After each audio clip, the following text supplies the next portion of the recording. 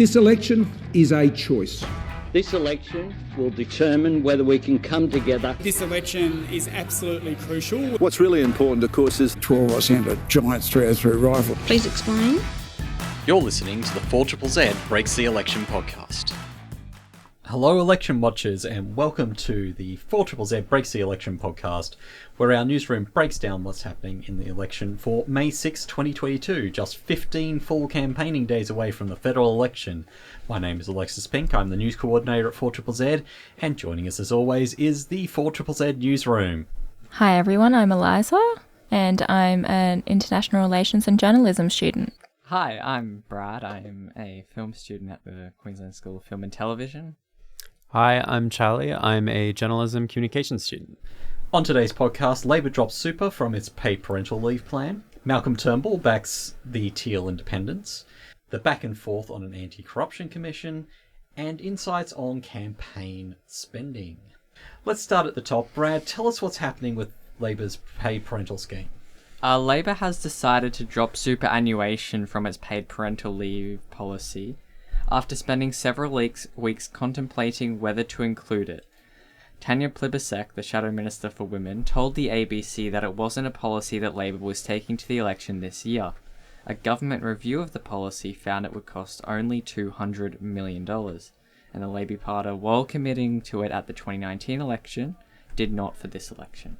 When Plibersek was asked why the policy was not being taken to the election, she stated that it isn't possible for us to fix every problem created by the government in our first term, which could be implying that Labor planned to reintroduce the policy at the next federal election. After being asked for comment, the opposition leader Anthony Albanese stated that we support parental leave, but we can't commit to everything we committed to at the last campaign. Labor are very strong on the issues around paid parental leave. They've been talking about childcare during this election. Why drop this one is the big question. Anyone have any ideas? I think at the last election also they had a lot of trouble. They had a lot of policies that probably weren't well explained to the people. So I think they're trying to push a few major points versus smaller policies that will get people in to vote for them. That's quite true. Is this a way of Albanese differentiating himself from the leadership of Bill Shorten, for example? I think he's definitely sort of aiming towards a more economically responsible angle, especially since that's been a lot of the criticisms that the Liberal Party have alleged against Labor this election. So I think it's definitely something that he's trying to move away from, as opposed to Bill Shorten, who had a lot of very large ideas and policies last election. Malcolm Turnbull's been out again. Who'd like to tell me about what he's saying? So, former Prime Minister Malcolm Turnbull has turned the ball on Scott Morrison this election. His latest comments about teal independents or small liberals have come amid his continuing criticism of the Morrison government. Today at a keynote speech at the Washington Harvard Club, Turnbull had stated that it is fair to say that liberal or moderate voices have been marginalized and their influence is much diminished and diminishing. He followed up by suggesting that the disenfranchised Liberal Party members should vote for teal independence. Even if the members of a political party cannot escape from the thrall of the dominant fraction, their traditional supporters in the electorate can do so by voting for an independent who has a real chance of success. The speech comes after he declined to state whether or not he would be voting for Dave Schwalmer in his old electorate of Wentworth. This isn't the first time that Turnbull has voiced criticism over Morrison and his party's actions. He called both for the disendorsement of Catherine Deves and supported Kevin Rudd's call for a royal commission into media control. Turnbull is likely to make many more appearances before the election, and his voice could prove vital to this decision. So, once again, Malcolm Turnbull out saying things that aren't the most, say, Liberal-friendly that you could imagine. Well, certainly Liberal Party-friendly. What's the motivation here? I think he is trying to urge the public in a way to really consider their vote and pretty much telling people that he no longer supports the party he was once a part of. But it is a fairly fine line he's treading here. He's not That's saying exactly right. Don't vote for the Liberals. He's saying consider a vote for the teal independents, which has been a sort of feature of the things he's been talking about for the last couple of years. Still a member of the Liberal Party. So maybe he's not that keen to say, no, the Liberals are terrible.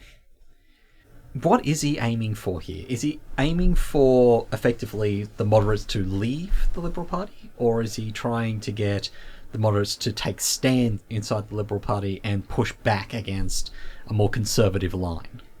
I believe the trend that he's trying to push is to get the moderates to stand up a little bit. He's trying to in that speech he advocated for almost taking back the party from what he called the conservative faction, which was he said had almost stolen the party like it had in America.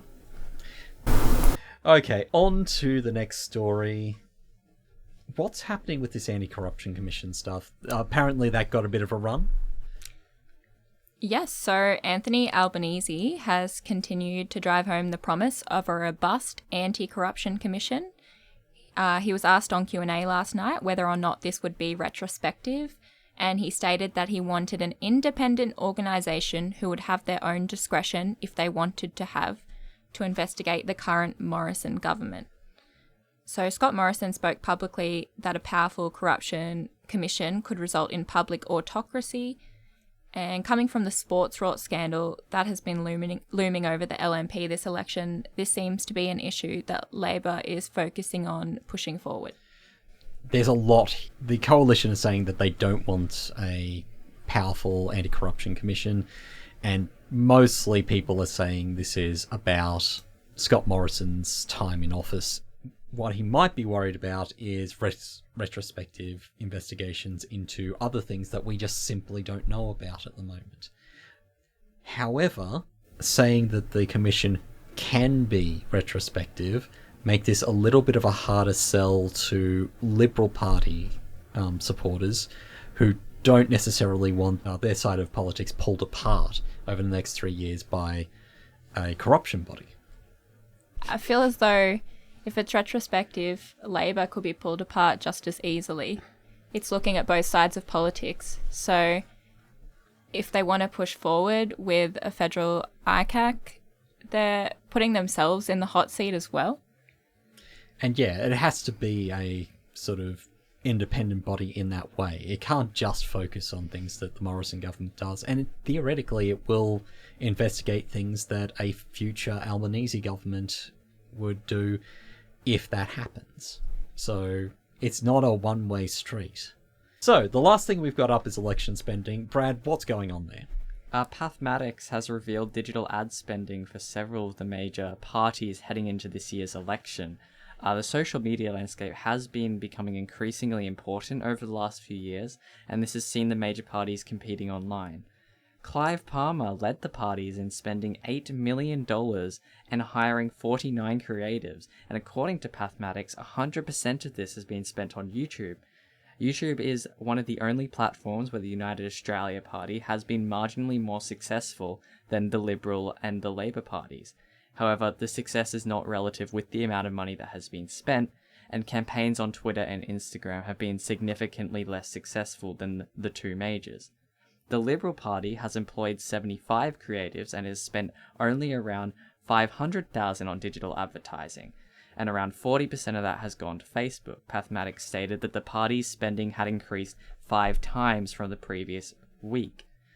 Taking a slightly different strategy is the Australian Labor Party, whom have currently amassed around $900,000 to spend on digital ads, but have hired over 400 creatives, and almost 80% of that is going to Facebook. The different styles of the campaigns are going to be having a continuing effect as the parties joust for the online vote. Is there a reason why you would why the party strategies might split like that?